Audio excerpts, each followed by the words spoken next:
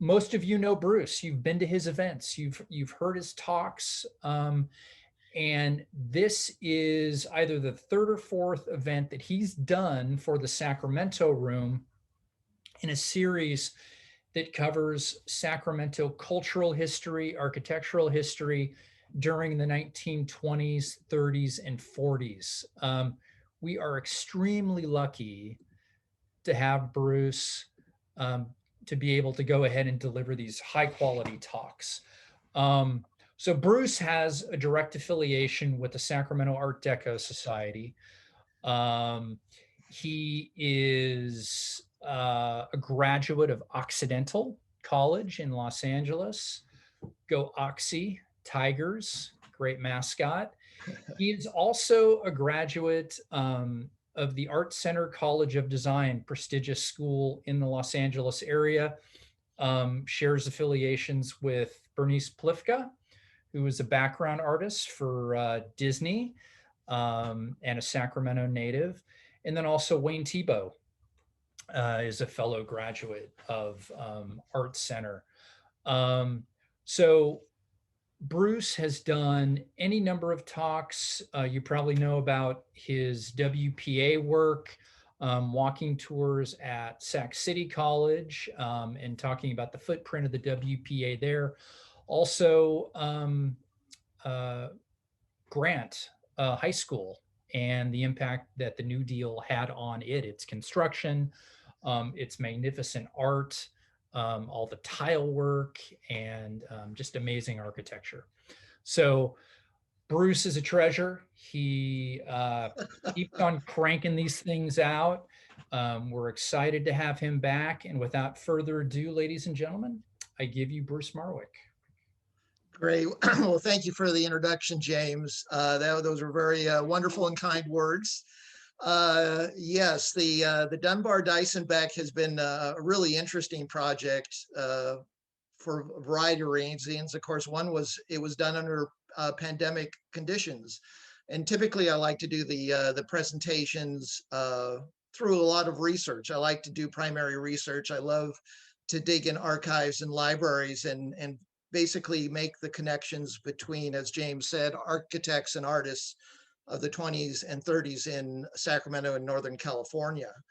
And I'll also share for those who haven't heard my talks before, I'm the preservation chair for the Sacramento Art Deco Society. And that was one of the reasons that led me to this type of research, because I was interested in doing walking tours about 10 years ago. And I realized there just wasn't really good comprehensive research for that. So I kind of dived in, and then as I did more research, more wonderful human interest stories came about. And the Dunbar Dyson Beck was a special one because I actually found out about him early in my time in Sacramento. I moved up to Sacramento 25 years ago with my wife.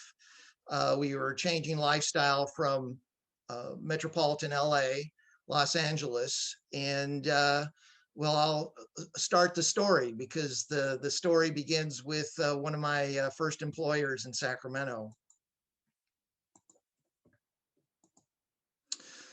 Prior to starting, I mentioned the pandemic, and I just need to give a shout out to all these wonderful institutions, including the Sacramento room of the Sacramento Public Library, which James is the librarian for. But in addition to that, some of the other organizations were the Center for Sacramento History, the Crocker, the Diocese of Sacramento, Historic Resources, which is an architectural resource entity. I'll talk a little bit about them in relationship to some of the slides I'll show. Holy Spirit Church, which actually is close to me. I live in Land Park. Nevada Museum of Art, and finally, an institution that if you're interested in WPA, I highly recommend you look at their website at Berkeley. It's called Living New Deal. It's a real, once again, a treasure. And then special thanks at a distance, I reached out to these two wonderful galleries, Renaissance Man Antiques in Philadelphia and Sherbert Iad, Music and Arts in Massachusetts, and they both had some terrific artifacts. They're actually currently in their gallery, but they were willing to share for this presentation. And it was really, wonderful, the energy and effort that people went to help this program come together. So I always like to start my presentations with a little review, kind of give a framework for the artist, in this case, Dunbar Dyson Beck. So here's some of the highlights of his life. He was a Midwesterner. He was born in Delaware, Ohio in 1902. He received a master's degree in art from Yale in 1926. And while that was a wonderful accomplishment, he actually studied at multiple universities before he even got to Yale. To my understanding, the Yale degree was a master's degree in art, but he attended Ohio Wesleyan, which was in his hometown of Delaware. He also went to Northwestern in Chicago. So he was really aggressive in pursuing his art career. In 1927, after graduating, he won a prestigious prize called the Prix de Rome. And this was given every year to one American architect or artist to be all expenses, tuition, and living expenses at the American Academy in Rome. And the American Academy had been set up in the late 19th century by American architects, artists, sculptors, really as a training ground, because they just felt it was important for that kind of education prior to working professionally in the commercial arts in America. And then the touch point, I believe, for Eleanor and the person I will talk most about Dyson and his life in Sacramento was Eleanor Mcclatchy. In 1933, he was commissioned by Eleanor Mcclatchy and her sister Charlotte to do a series of Stations of a Cross as a memorial to their brother, Carlos Mcclatchy. And finally, Beck eventually became a full-time Sacramentan. He moved to Sacramento in the early 1940s and moved to Poverty Ridge and lived there for almost 40 years. And then I also wanted to do a framework to his talents. When I initially decided to do the project, I actually only was really focused on 3 talents. And then I discovered he had 3 more exceptional talents beyond that. So the first 3 were, he was a classically trained painter. He was an art professor. Prior to coming to Sacramento, he actually taught in New York City at both Columbia and Cooper's Union. And then what really got me started on him was the fact that I knew he did New Deal artwork, specifically murals. And he also did a terrific mural for the World's Fair, the 1939 World's Fair in New York City, not to be confused with the San Francisco exposition. And then the 3 other things that I just pleasantly surprised that I learned he was very gifted at. He was a theater set and costume designer. He was a mid-century modern building designer. And finally, he was an early preservationist for Old Sacramento. And these last 3, because he did them predominantly in Sacramento, he worked very closely with his very dear friend, Eleanor Mcclatchy. Eleanor was his great patron. I will talk a little bit more about how Eleanor and Beck were not only good friends, trusted allies, but Beck supported the Mcclatchy organization, did work for Eleanor, special projects for Eleanor Mcclatchy. So it was a very interesting and special relationship. This particular photo I like because this shows Eleanor when she really hit her stride in the 1950s, leading the Sacramento Bee. When she first came back to Sacramento, actually from New York City in the mid-30s, there's a whole side story about how that came to be. So with no further ado, I will now start how I first discovered Dyson and his legacy of art. I first became aware of Dunbar Dyson Beck when I worked for Rockefeller Company. I worked for Bob Rockefeller. Some of you may know Bob. Bob has always been very active in preservation, Midtown Sacramento. He was on the design review board. And when I first came to town, I actually was at Rockefeller Company, the primary account manager and new sales development person. And Bob, knowing my background in art, said, you know, I think I'd like to show you some drawings. And he opened up a drawer. At that time at Rockefeller Companies, we still had some flat drawer files with the large pieces of art and art pads. And he opened a drawer and it was full of all these wonderful sketches and drawings by obviously a master drawer of the human figure drawer. And his name was Dunbar Beck. And that I didn't know, I'd never heard the name. Bob told me a little bit about him, kind of clued me in that he was associated with Poverty Ridge and that, or 22nd Street. And I was just captivated. But in particular, Bob wanted to show me one piece of art. It was of Salome. And I call this section Salome and Her Companions because in addition to all of these wonderful black and white pencil drawings was this one color study of Salome.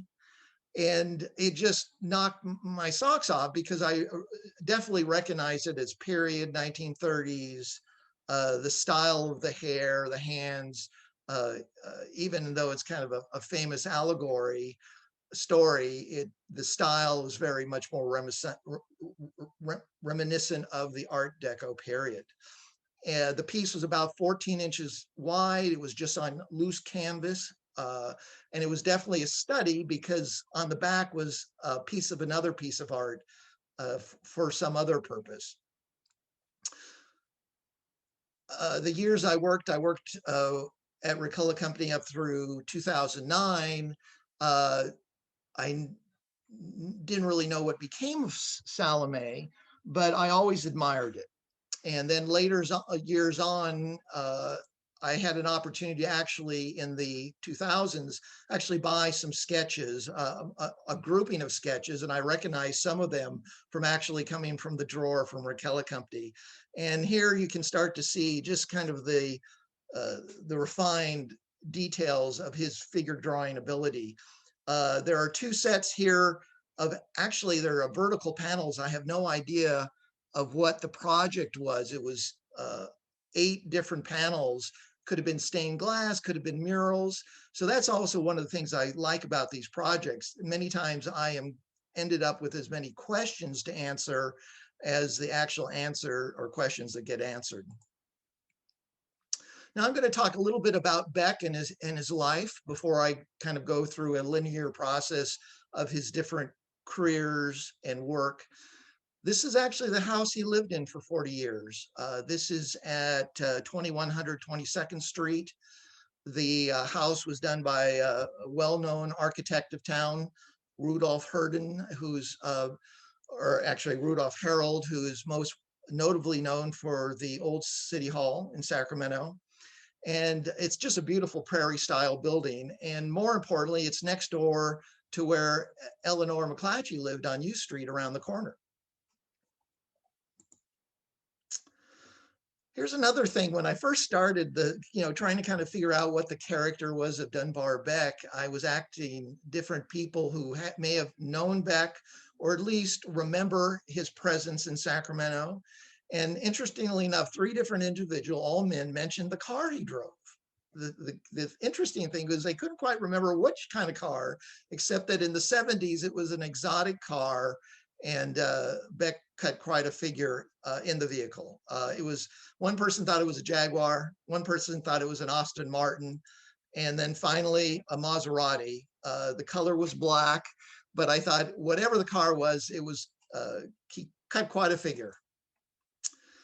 I also try to get, when I'm doing these projects, is first person, since I wasn't really able to really meet anyone who knew Beck, could talk about him on a personal level. I did some study and digging to see what articles I could come up with him. And this kind of intrigued me. This was from a chamber magazine, Metro Chamber magazine, 1946 in Sacramento. And it's just this gentleman, I couldn't find anything out about Davidson King talking about Beck's personality. And he was comparing Beck to Vincent van Gogh in regards to Vincent van Gogh being kind of the tortured artistic soul, that Dunbar Beck was apparently anything but that he was very positive and upbeat. And Davidson King says, it just so happens that I do know personally one professional artist, Dunbar Beck. Mr. Beck, in marked contrast to Vincent van Gogh, is quite well adjusted to life and able to do any number of things in addition to painting. And to me, Mr. Beck's work does not suffer in comparison to Van Gogh. So it was kind of a nice, touching little just a reflection on the man, a la 1946. These projects, I never know where they're going to take me. And in this particular case, as I did my research, I discovered a couple of wonderful portraits of Beck in a terrific collection at the Smithsonian American Art Museum. They have a full collection of portraiture of artists of Manhattan, roughly the teens, 1900 teens up through the 1940s. The studio was Julia and Son, and just wonderful stuff. And I was very intrigued that they had done these two publicity shots of Beck. I'm showing you one, I'll brief here in a moment, show you the second. And it kind of speaks to his character, I think. The first area I'm going to look at is his painting, as I mentioned earlier, and I'm going to look at his academic years. Unfortunately, I could come across very few examples of his work. But one of the things I do know, that even though Beck was a 20th century artist, he truly was a Renaissance artist. That was his framework. He loved the old masters. He loved to figure draw. He loved allegorical stories. And as I mentioned in the pre-credits of his career, he pursued art ferociously. And because he had this talent, you know, he went from Chicago to New Haven, which is Yale University, and then through the Prix de Rome, on to Rome itself. This is one of the few pieces that I could find pre-Beck going to Rome, to the American Academy, and it's called Allegory of Charity. This went to auction in 2011, but it shows, you know, both his classical style, but also I reflect on it in comparison as to what was going on in the art world of the 20th century. You know, all the isms from Cubism, Futurism, Modernism. Beck was hailing from a much earlier era. Here's another example. It's just a sketch drawing, some sort of conflict of the gods. In many ways, as I go through this, what I find is, in some ways, I'm more attracted to Beck's actual color studies and pencil studies because they are looser. And I think he actually did get more relaxed and loose with his drawing as he progressed. Have to mention the American Academy in Rome. This is actually the campus, just a lovely building, and quite impressive to probably a Midwesterner to go through those gates in the 1920s for 3 years. The funding that was provided, he won a 3-year scholarship for $8,000.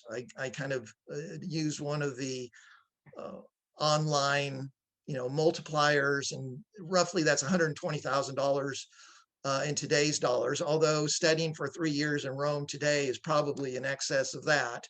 But he spent the entire full 3 years there, and apparently did quite a bit of traveling to exotic lands, whether it be Greece or Tunisia, North Africa. He really took every opportunity to travel Paris while he was in Europe. So Beck went to Rome in 1927, in August of 1927, and then in 1930, his scholarship ran out. He had to come back home. He came home on this ship, the Berengaria, which at the time was the lead ship of the Cunard line. And I can't imagine what was the young Dunbar Dyson Beck was thinking. You know, he would have been at that point 28 years old, master's degree from Yale, 3 years in Rome.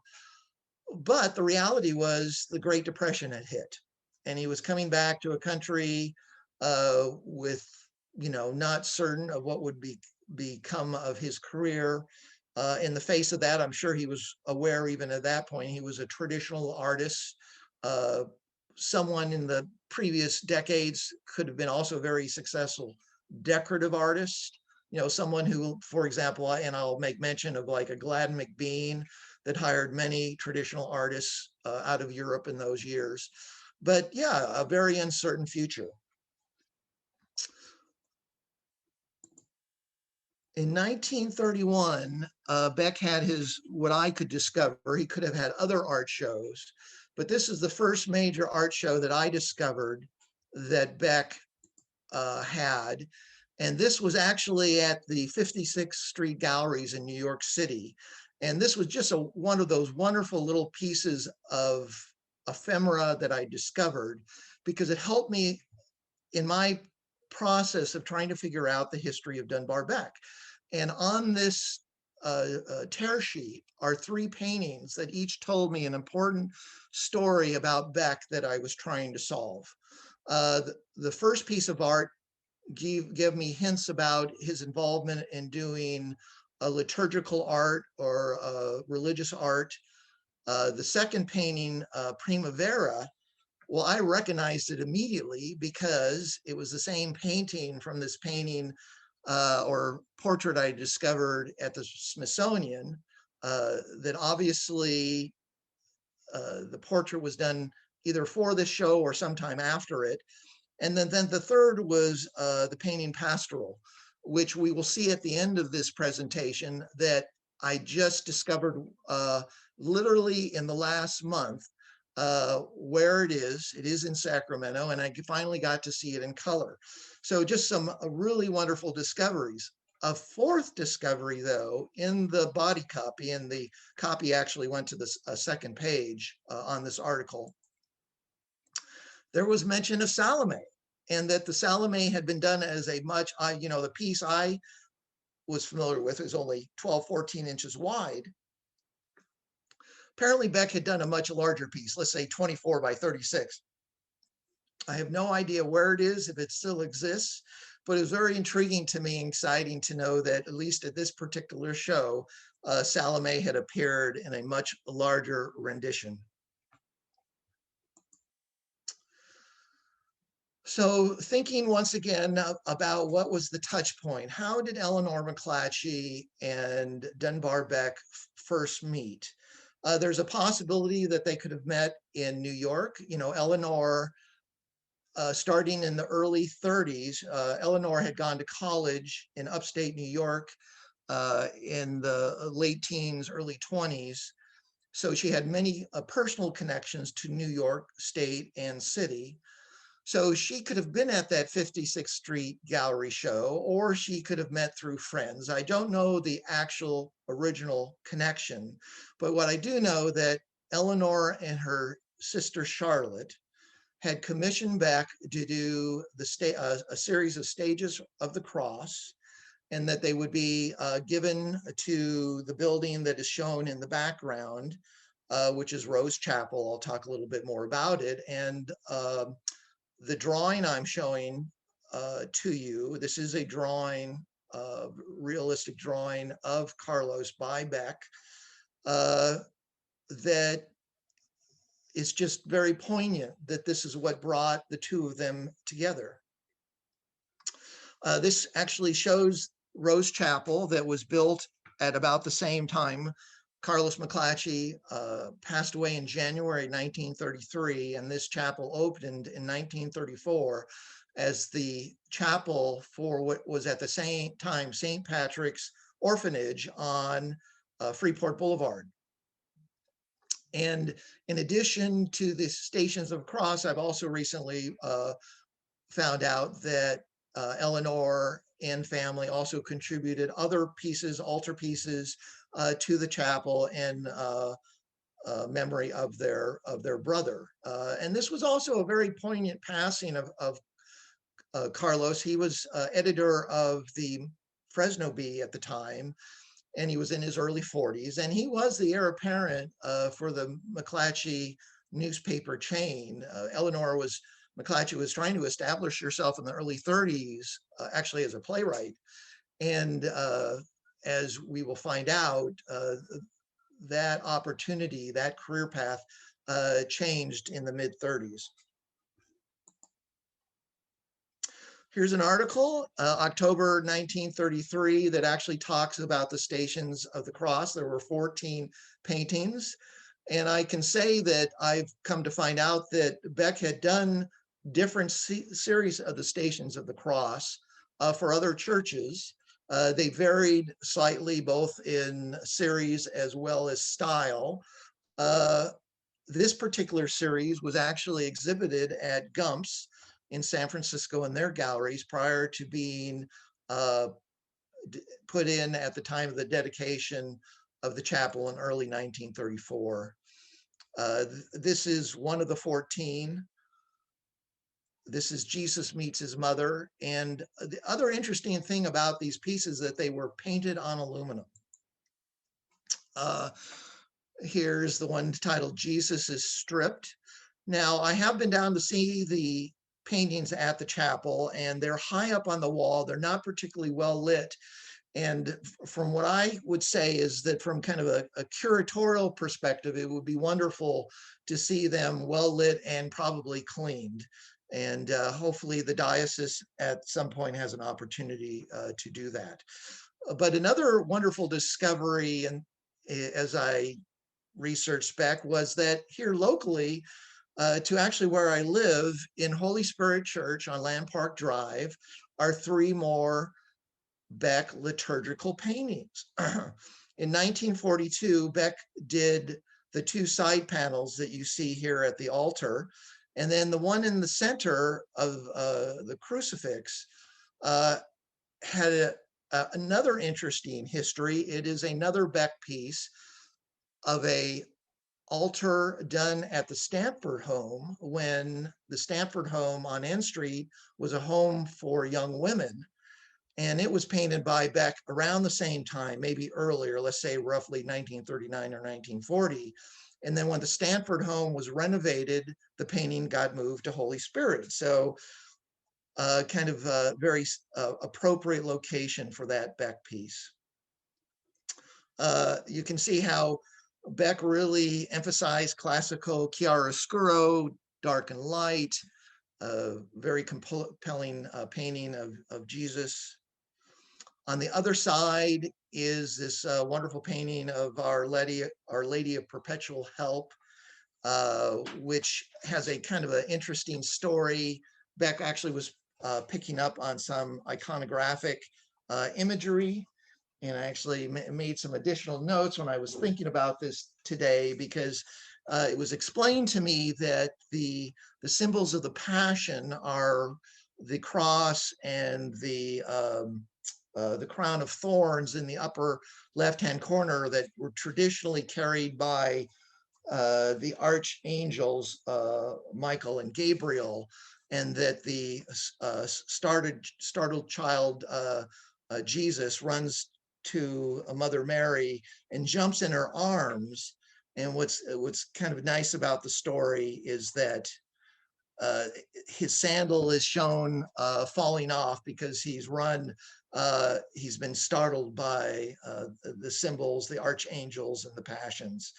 Kind of a wonderful little story. So there's kind of a brief look at his classical painting, his liturgical painting. I'm going to talk about the subject that really brought me of great interest in wanting to do the Beck story, and that was his work in the 1930s, his WPA Murals, and then another terrific piece that I was sort of aware of was that Beck was involved with a famous Steinway piano, and I'll talk about that in a few moments. The first piece I'd like to talk about, and here's another great discovery. I found an article about a mural, a commercial mural that Beck did for a private company in Manhattan. I believe the building or the offices were, as I understand it, in Rockefeller Center or complex of buildings. And this article came out in January 5th, 1935, and it was in the Literary Digest, which is kind of a Time magazine of the time. And it was noting that Beck won first prize. And what kind of caught my attention when I first looked at the illustration is the figure on the right was definitely, said, well, that could be Beck. The kind of wonderful streamline moderne images on the right is the figure. On the left, these streamline moderne transportation images could have been done by Beck, but this is one of those questions that is left to be answered.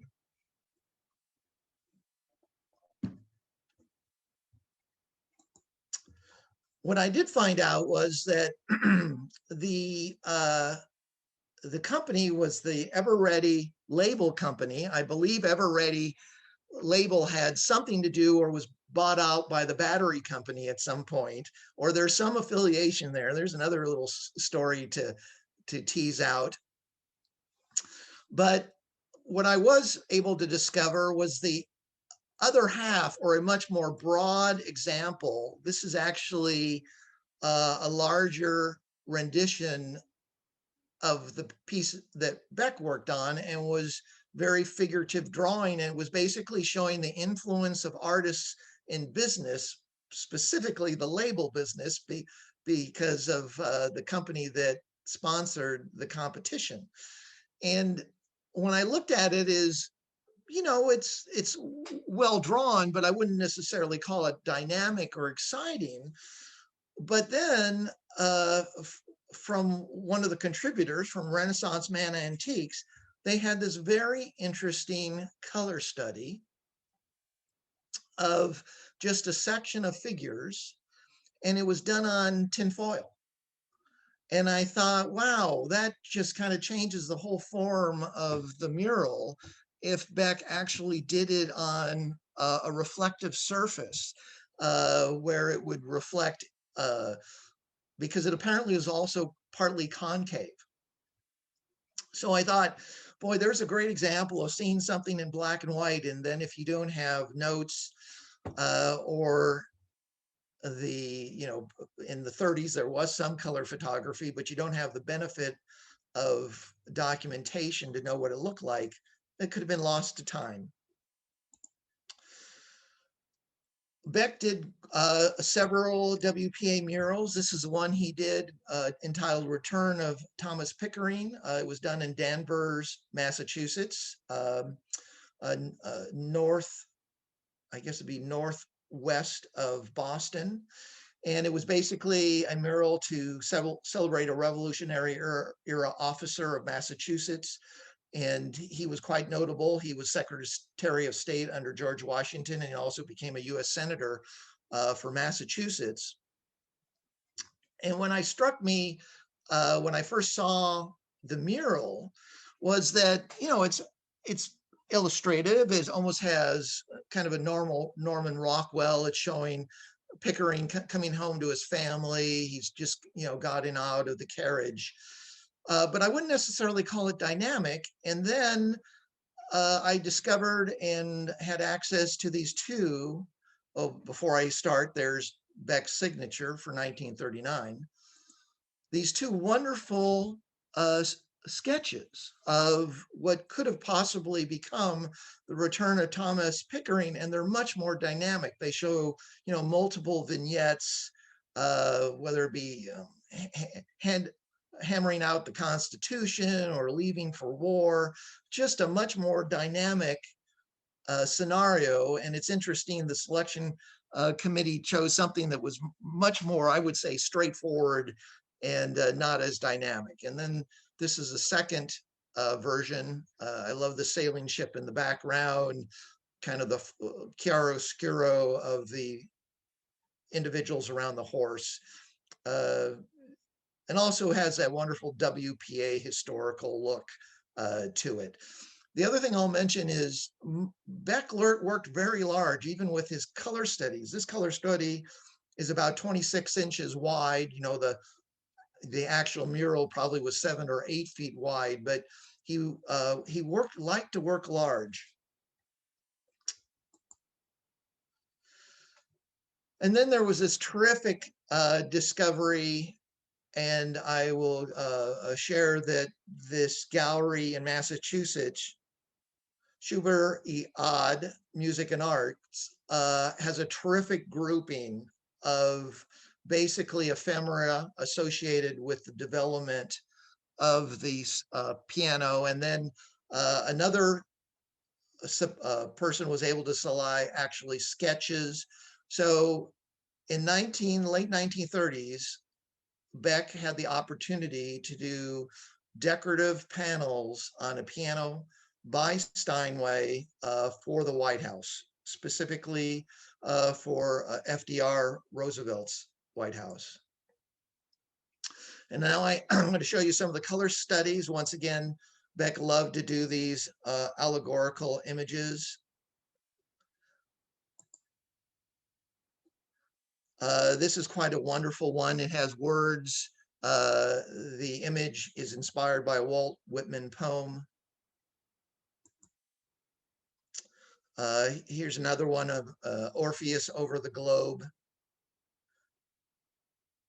And as I mentioned, the 3 sketches I just shared actually came from a different source than the larger collection of ephemera on the piano.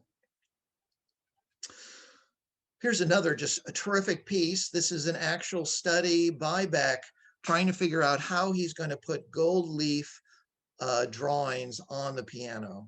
In the upper left-hand corner, you can see a stamp. It's actually the Steinway stamp, showing that this has come in from one of the artists. Beck did a whole series of folk music and dance groupings for the piano. This was one of a group of Native Americans having a ceremony.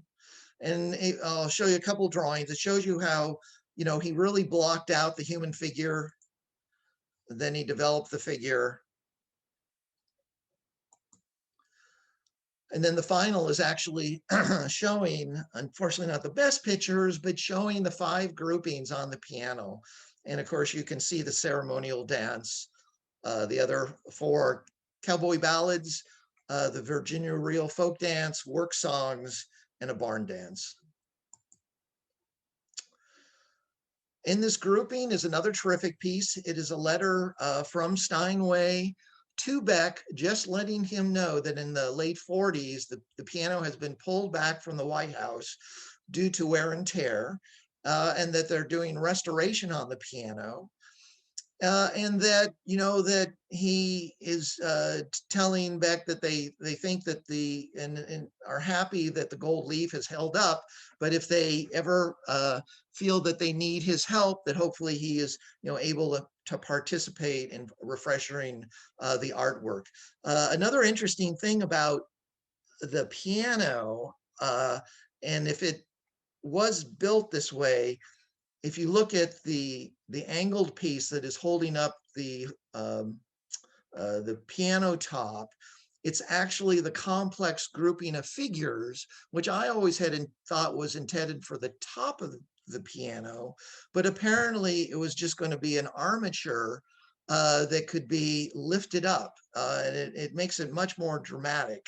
That's another little question. I have been unable to determine if it ever was put in place, and did it survive until today.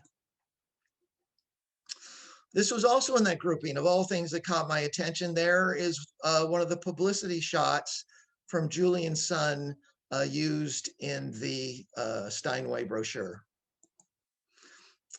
And finally, the piano at the White House, William Clinton in the background, and just a very interesting piece. Now I'm going to talk about his work at the New York World's Fair. Beck was commissioned to do work in the business building. And I think he was chosen to do murals for the business building because while most of the 39 World's Fair was Art Deco, this particular building I would call, was kind of neoclassical modern. It was very clean, but it wasn't necessarily, I would call a Deco building. Here you can see the proximity of the business systems building to the famous Trilon at the center of the 39 World's Fair. Here shows the interior courtyard. You can see they actually had Doric columns on the interior courtyard. And then another great discovery was at the New York Public Library. They didn't have the original sketches, but they had all the documents or documentary photos taken by the World's Fair Committee looking at the artwork submitted. And so this actually showed the expanse of the main mural he did on the interior courtyard loggia or colonnade. So here is Beck up on the scaffolding, and you get kind of just the sheer scope and size of the human figure that he is painting. This is a postcard from the era. You can see that the factories that flanked the central figure, the figure with multiple arms, ran actually to the walls to the right and left. And then on the entrance of the building to that court or that postcard I began with, on the left flanking wall and the right flanking wall were two more heroic murals. And this one was on the left. And we actually have a color study once again of that business building mural. It's sometimes called Sleep. I don't think we actually know the exact title for the mural. But once again, if you can note the female figure, we're going to see another female figure on a roof design or a ceiling design that Beck actually did in Sacramento.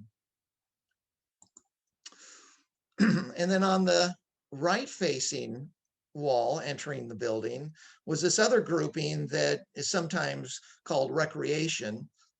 In this particular case, I've never seen it in color. I was just happy to see this black and white rendition at the New York Public Library. Here's probably my favorite mural that Beck has done. And sadly, we only have, once again, studies. We don't know if it was ever completed. We don't know if it was completed, if it survived. I was hoping out of this effort that someone might say, oh, I think I know where that might be, Bruce. And I'm still waiting for that connection, and I hope it happens someday. But interestingly enough, it was done as a triptych, which kind of reflective, I think, maybe of Beck's experience with liturgical art. But I think it's just kind of really talks about that era, unions. Interestingly enough, unions are in the conversation today with the new administration. But I really like kind of the composing of this particular piece. Another thing that Beck did to keep, he was very versatile to keep going due to the Depression. And I think that's one of the reasons he did all of these different types of art, whether it be commercial art, liturgical art, is he also did a lot of portraits. And his portraits were very kind of compelling, kind of striking, I would say direct. And this is just a example. We do not know who the individual is, but a very handsome man. He also had patrons. I think you could say that, particularly with his New York connections, and probably was very favorable. You know, he did for society, he did society portraits. Once again, I do not know who this person is, and sadly, it looks like the canvas has taken some damage. And then finally, I think this is wonderful of C.K. Mcclatchy, Eleanor's father, the original C.K., who was Charles Kenny Mcclatchy, because there is a later C.K., and I'll explain the family lineage, but you can see that you know, once again, his facility with pencil was phenomenal. I'll also make a shout out that I'm on the board of the Center for Sacramento History through the Sacramento History Alliance, and I'm very pleased that both the drawing and the black and white of Carlos are actually held by the center, which is a wonderful that Sacramento and in some of its institutions have these historical pieces of the Mcclatchys. So Eleanor, sadly, her brother passed away in 1933. And then in 1935, Eleanor's father, C.K., who had run the business for 30 plus years, was failing in health. And unfortunately, the daughter, Charlotte, was raising children. She had 3 young boys at the time. And, or I should say, excuse me, Charlotte was raising a family. Carlos's children were being raised by his wife. And the opportunity for a family heir really fell on Eleanor. And as such, Eleanor was called upon by her father to come back, potentially to take the business over. And unfortunately, in 1936, C.K. did pass away. And Eleanor, after really kind of carving out her own life and her own career in Manhattan, came back to Sacramento, run the family business. This article is just mentioning that Eleanor will be the president, but that C.K. had also handpicked his editor, Walter P. Jones, who would go on and successfully be editor of the Bee until the 1970s. And this was noted in the Bee. Miss Eleanor Mcclatchy took over the direction of the Bee, Sacramento, Fresno, and Modesto, and the 5 radio stations, May 18, 1936.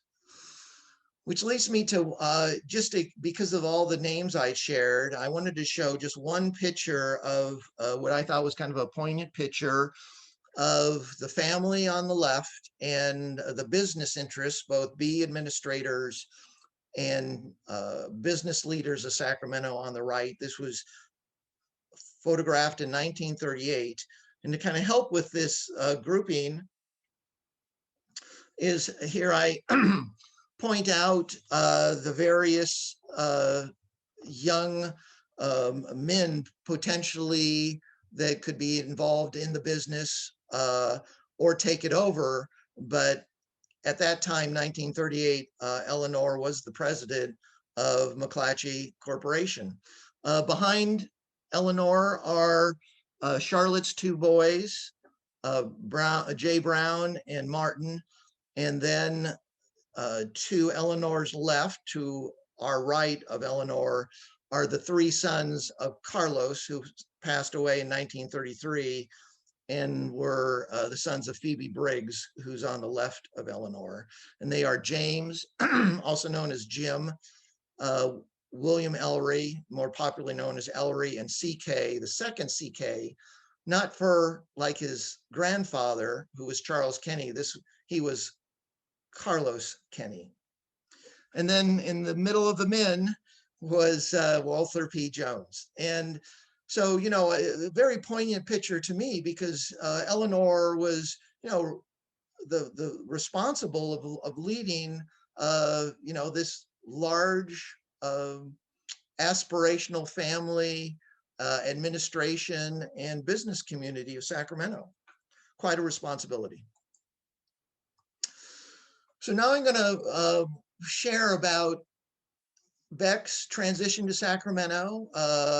And I think a lot about Beck's transition was, the opportunity to be involved with the Mcclatchy Corporation, but also to support he came in and out of Sacramento through the years, through the late 30s and early 40s. And I think at some point, it just seemed like, there might be an opportunity for him to live and work out of the West Coast.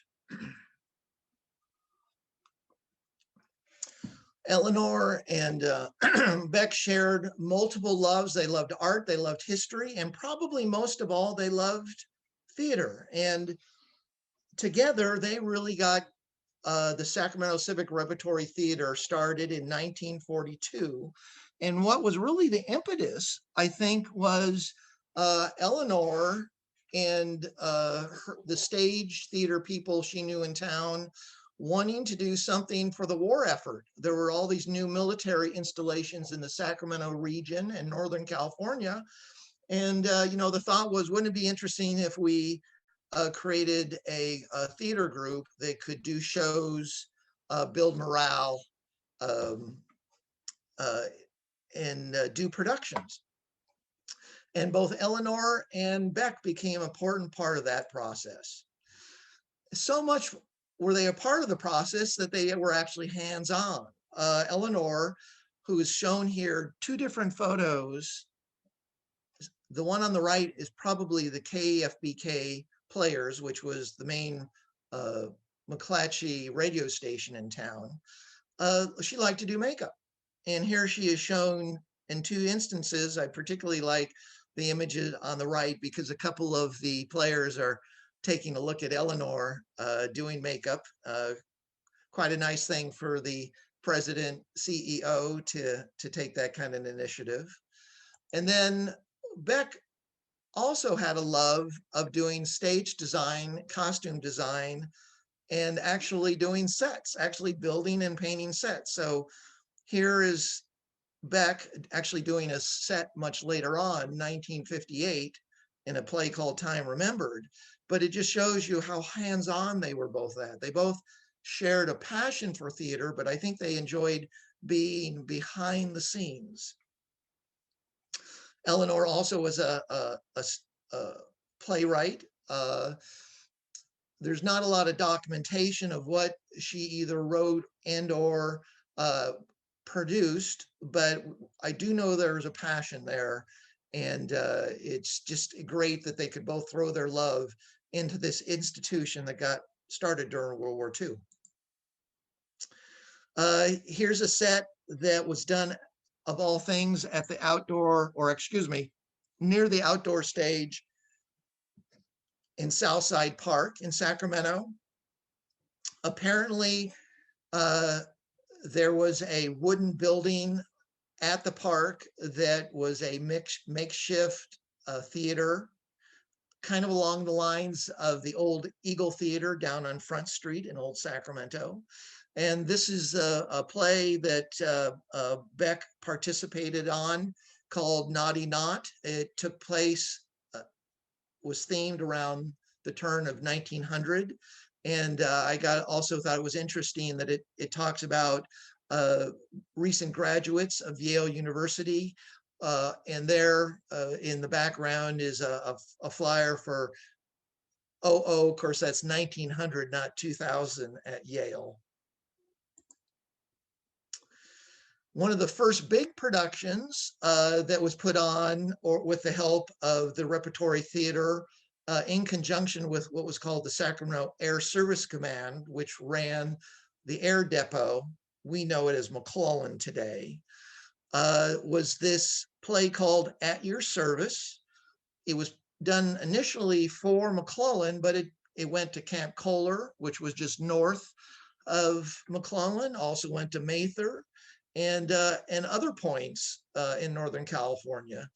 What caught my attention was most of the participants were enlisted service people, but there for settings was Dunbar Beck. Beck would have been in his 40s at this point. And then, but interestingly enough, 20 years his junior, but in the credits is, of all things, Corporal Wayne Thiebaud. Thiebaud apparently did the program, advertising, was the artist for this program. And to my knowledge, although I never been able to make the direct connection, is that Dunbar Beck and Wayne Thiebaud did know each other, did know of their talents. Now I'm just going to briefly go through some of the plays that Beck worked on that I was able to identify that he either did costumes or stage setting. This was Noah in 1950. I love doing the simplicity of the ribs of the ark. I'll also mention, take notice of the lion costume in the lower right-hand corner. The lion is going to reappear here in another production. In 1953, he worked on St. Joan, and as I understand it, he did all the costumes for this production.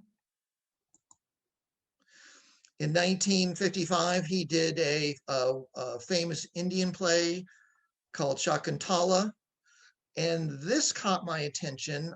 I wish, when I first saw it, I wish there was a better photo, because what caught me attention were the hieroglyphs in the background. And I said, gosh, those look familiar. And then I saw this publicity photo of a platform with more of the same hieroglyphs. And then I remembered, well, I've seen these. There are some examples that have been shared with me of hieroglyphs that I wasn't really clear what Beck had done them for. Here's one. And while the calligraphy or the hieroglyphs aren't exactly like what's on the platform, they're certainly reminiscent. But the next one is, oh, well, I jumped the gun a bit. I'm going to show you another here momentarily, another example of hieroglyphs. In 56, he did Beggar's Opera. Once again, he, as I understand it, did a lot of painting of the buildings, costumes. In 1957, apparently the Repertory Theater Company always did a mini stage show where they do a single act of plays, many times Shakespeare.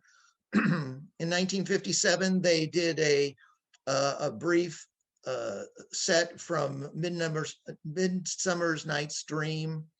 And this caught my attention because there's the lion's head. And of all things, it says in the caption, in the foreground are Dunbar Beck, the lion, and Ray Fry, Pyramus. And in the rear to left, right are James McBride and William Connor Moon.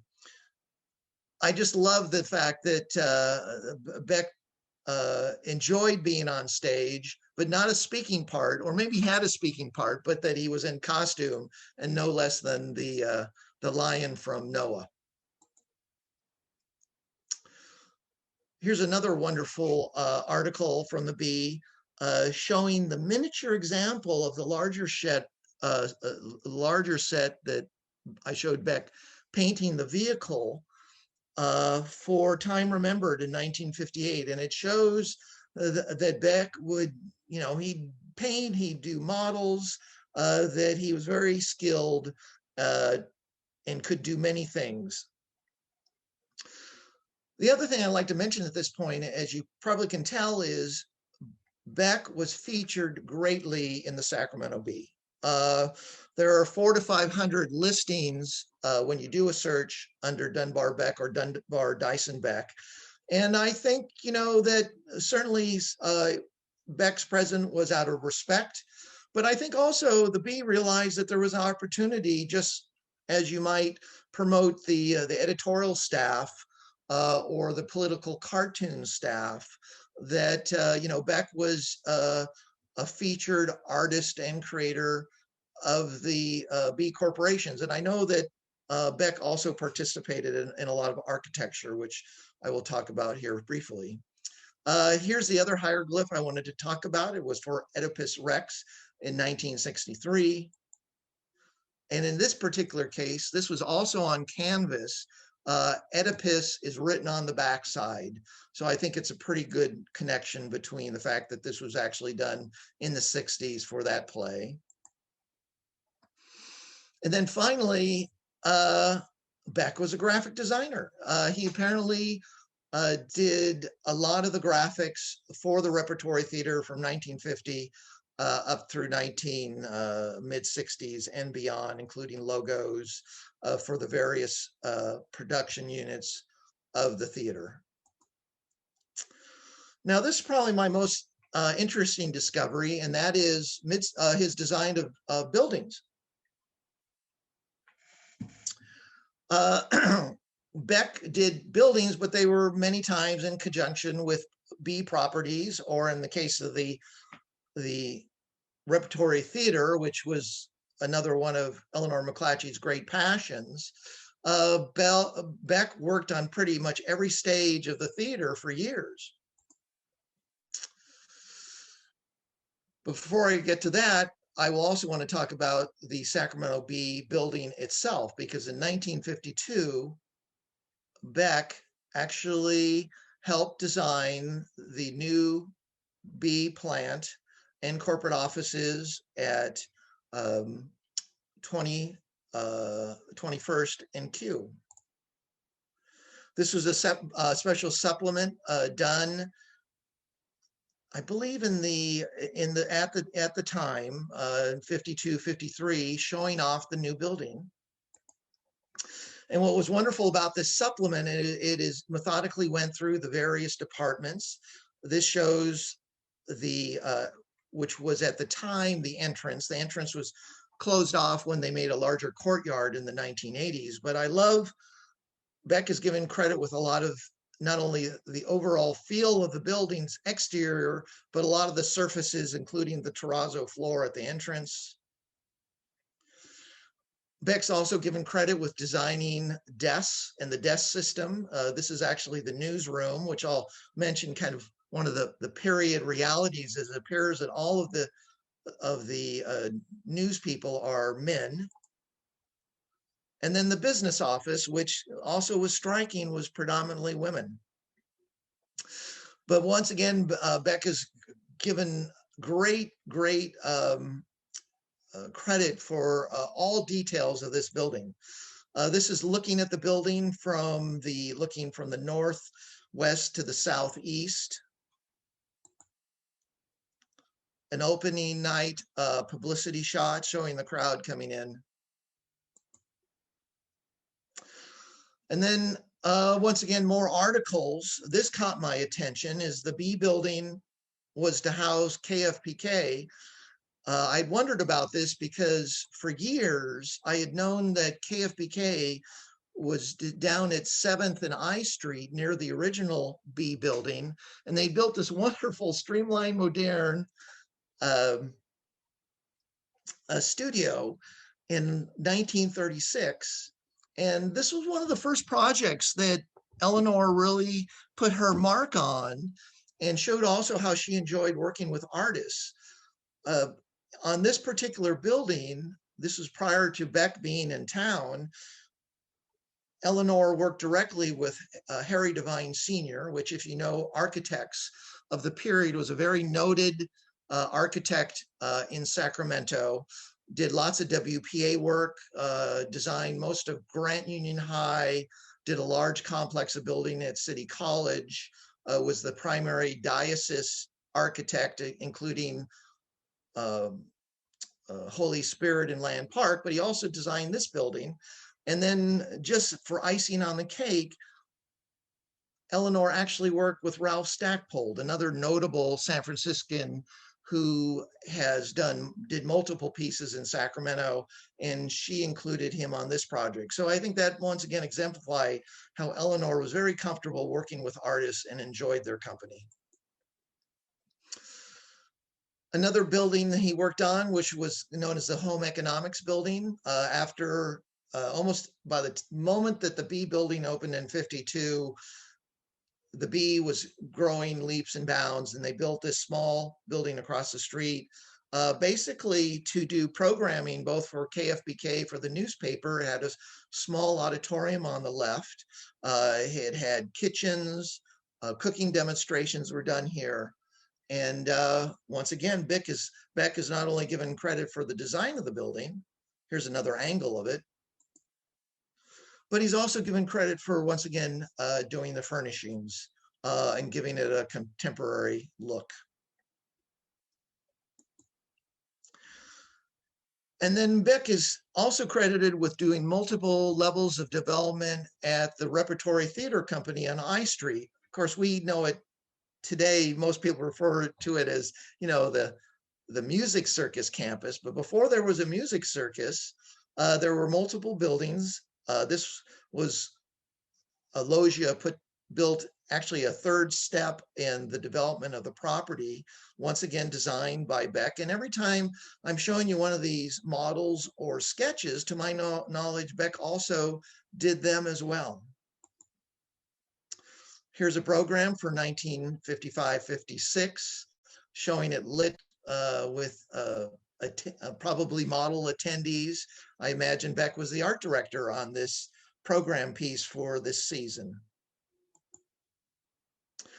Here's a later, I think from the 60s, color rendition of which was built specifically as the ticket building. And then this is what's striking is Historic Resources, which has done recently a review of bee properties, including the bee plant, was asking about, well, does any piece of the Repertory Theater still show the hallmarks of Dunbar Beck? And I said, sadly, the framework is there, but I think it's now been so modified, you can't really tell the mid-century modern that once existed. The square here shows kind of where the ticket office is or was, depending on, you know, how it's been kind of covered over. And this is on I Street. But I was so intrigued by the question of, well, what did Beck work on and when? I put this schematic together, an overview of showing the development of the theaters at the complex for the Repertory Theater. And you can see, you know, Beck is given credit for each of these developments. In 1949, it was the theater, Eaglet Theater, kind of honoring the original Eagle Theater, Gold Rush Theater on Front Street, the Education Building in 1950, the Box Office and Loggia in 1954. The concept of the music circus, which was a national concept, was brought to Sacramento in 1951. And then the eventual movement back to a larger half city block of where the current music circus building location, which was begun development in 1970. And then here was another surprise, that Beck's probably most notable, or one of his most notable painting series was a prize fighter series. And I've always, since I started doing the research of this project, I've kind of wondered, well, why the fascination with boxing, or who might have inspired the boxing series? And I'm going to put forth a conjecture. I have no specific evidence. I don't have letters, sadly, that state this is where the inspiration came from. But what I do know is that prior coming back to Sacramento in 1930s, specifically 1934, Eleanor Mcclatchy was at a World Heavyweight Boxing Championship between Primo Carnera and Max Baer, and it was covered for the Bee by Eleanor Mcclatchy. And if you look at the title page at the bottom, Eleanor Mcclatchy describes Max Baer as the dancing satyr, coolly annoying the big giant. For the time, Primo was a really large boxer, 280 pounds. And Max Baer was important because he was a Northern Californian. He had associations with Sacramento. His brother, Buddy Baer, was also a prize fighter. They were very well known in Sacramento. Buddy Baer eventually had a bar and restaurant in town. So they're very much of interest to Sacramentans. I'll also mention that at the time, before national sports, and in particularly in the West Coast, where we still didn't have Major League Baseball, boxing was a big deal, and boxing was a big deal on the Sacramento Bee's KFBK radio station. All the fights were televised, and after Eleanor came to Sacramento back to run the newspapers and Max Baer had retired, he became actually a featured celebrity and had his own radio show at KFBK in the 1950s. So it's kind of a conjecture that the series of boxing may have been inspired by Max Baer. So another great discovery was that the Crocker has some of the sketches, and then I'm eventually going to show you some of the paintings, the sketches, and once again, it shows Beck's love of just sketching, blocking out the human figure, getting muscle groups correct. This is just a study of the human back, just really wanted to get the study and proportion correctly. And then, unfortunately, the series of paintings has been kind of spread to the wind. A lot of the paintings are privately held. I wasn't able to get a lot of them, but I was pleasantly surprised to find that one of them, called Shadow Boxing, is actually over in Nevada at the Nevada Museum of Art. They are all relatively on the large side, 30 inches by 40 inches. And there's kind of an editorial quality to the painting. If you look at the painting, it's interesting. In the lower left-hand corner, you can actually see a little the sportcaster televising the match or the prep of shadow boxing in the lower left-hand corner. And then this is probably my favorite of the series. It's called The Big Fight. It's sold at Sotheby's about 10 years ago. And it's that kind of classic 19th century George Bellows type of heroic showing of fighters doing their skill in the ring. I will also say, because I take a very kind of art perspective, is that I think at this time, which was probably the late 40s, Beck's style actually almost reminds me a lot of some of the other great California mural artists of the period. I think of Maynard Dixon, who did the heroic mural at the California State Library. Recently, the Art Deco Society had another well-known artist by the name of Joe Mora. So, I mean, his art style was very much part of a period style, editorial style that was well known during those years in California. Now, this was probably the biggest surprise of my, my whole research.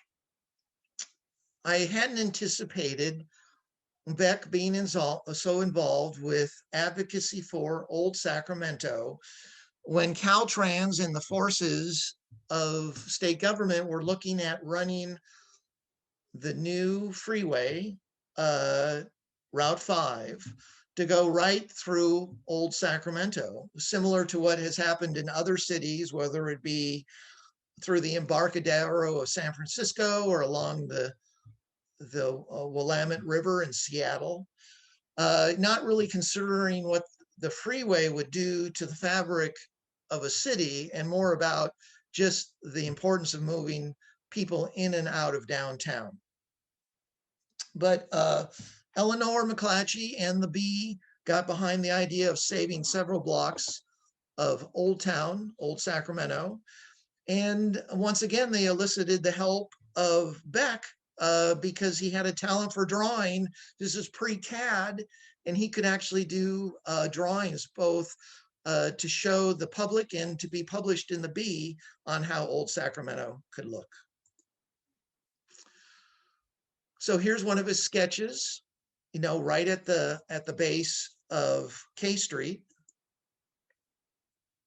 And of course, this is what it looks like today. And it's kind of very interesting, you know, if he hadn't been doing these drawings, you know, it's conceivable he wouldn't have inspired the saving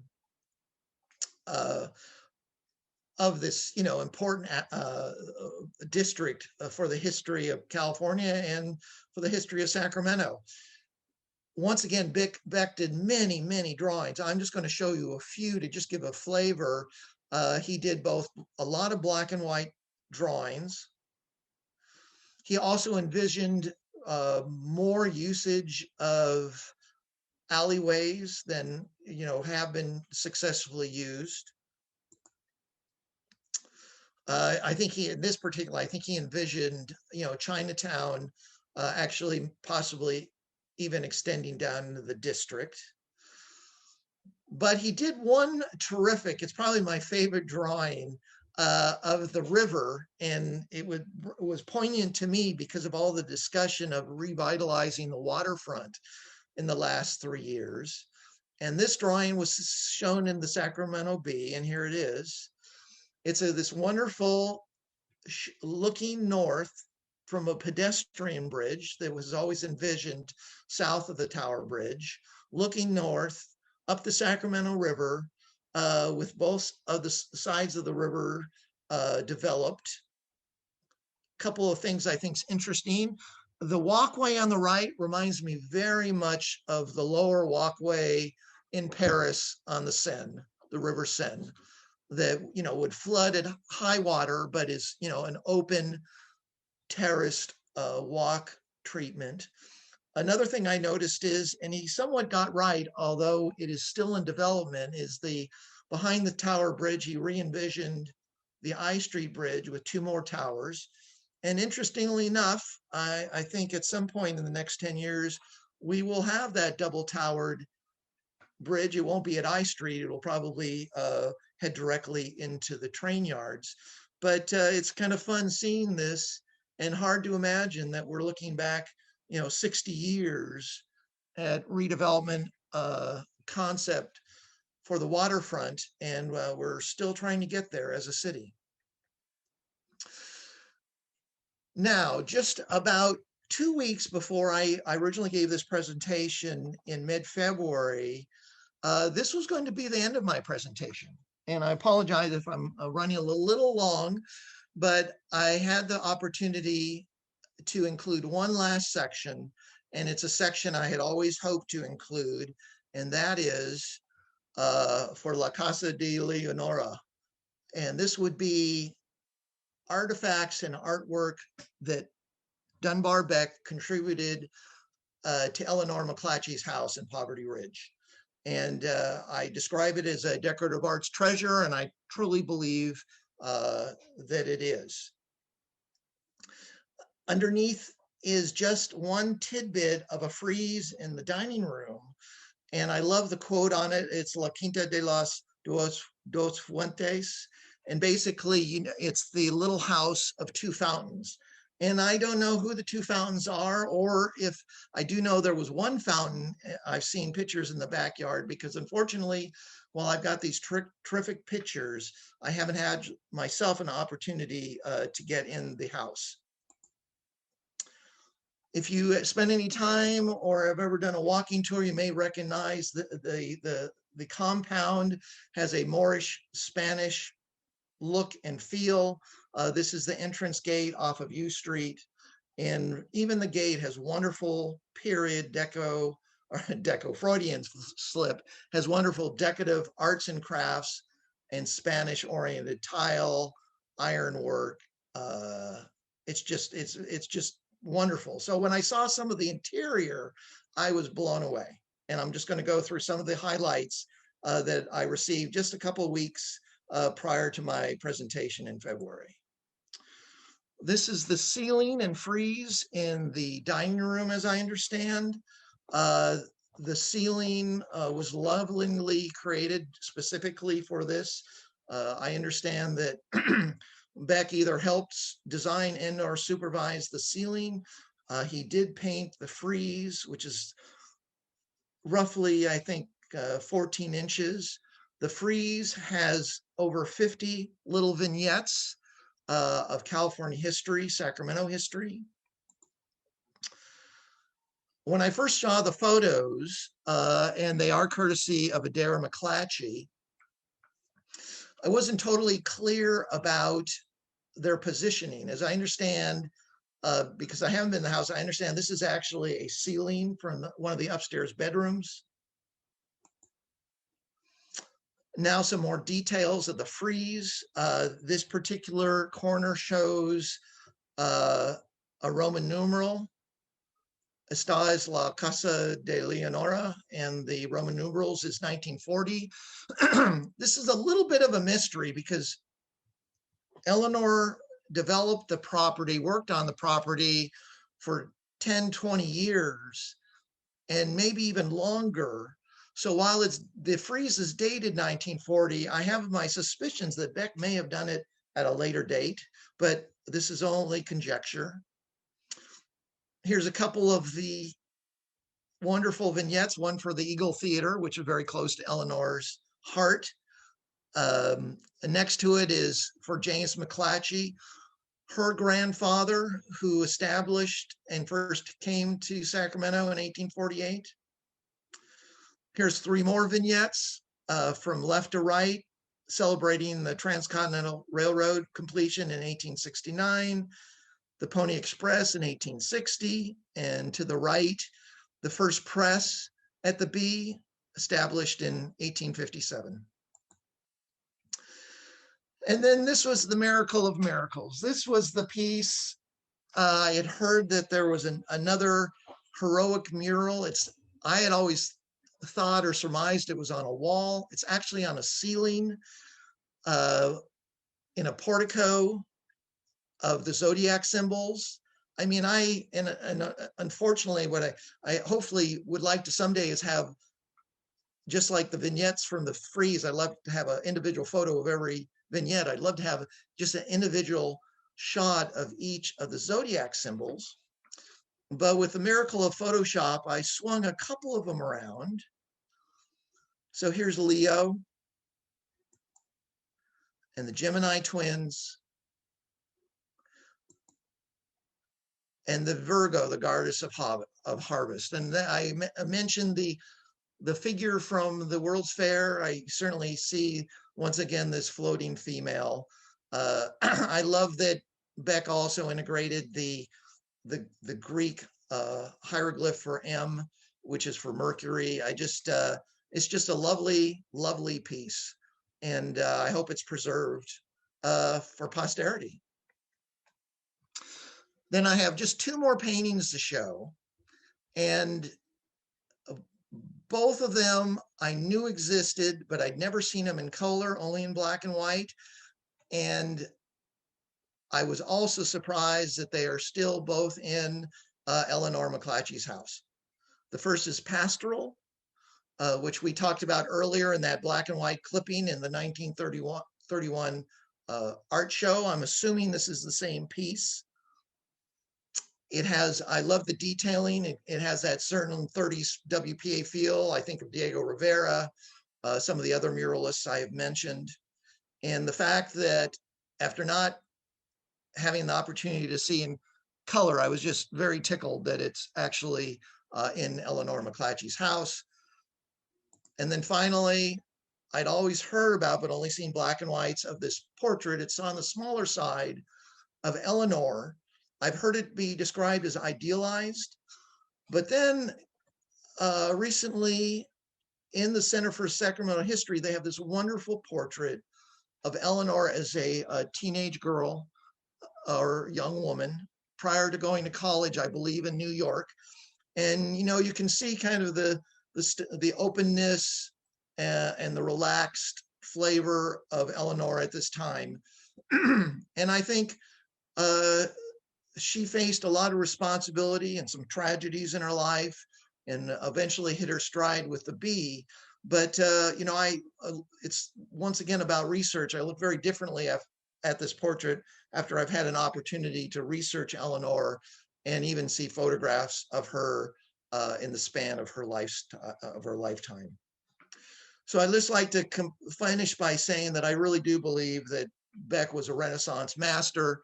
I was privileged to have the opportunity to pull this story together and kind of honor this Sacramentan. And what was just amazing to me, just reflecting once again about his work, is how versatile he was. That he could do theater costumes, that he could paint as well as be a preservationist, that he could be an architect, and that he could be a set designer. Just really remarkable.